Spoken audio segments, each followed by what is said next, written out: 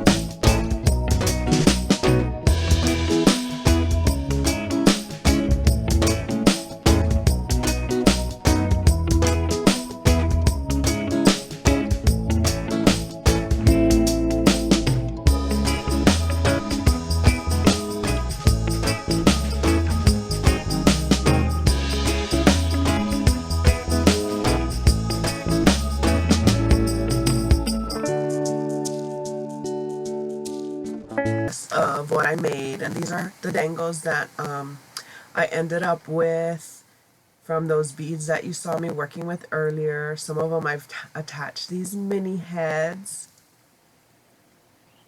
and I like the way they all turned out. This one reminds me kind of Tink with some maybe pixie dust in that, but I did add a castle charm to that one.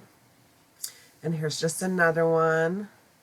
I think I'm gonna just show you random ones that I pick up, not I don't believe I show you all of them, but that one has a crown and that castle charm on it. And then another mini.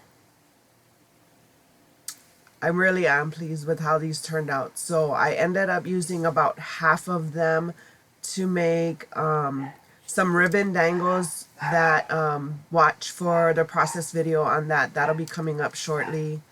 In the next week or so.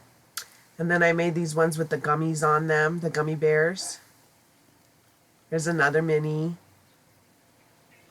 My camera was having a hard time focusing. I think I must have changed the setting or something. I'm not sure. But these are the beads. You've seen these beads on those dangles, and these beads are ones that I got from Panda Haul. And so yeah, thank you, Panda Haul. But yeah, so hope you guys are having a crafty day. These are those dangles I just made. For more videos like these, see here. And until my next video, shakas.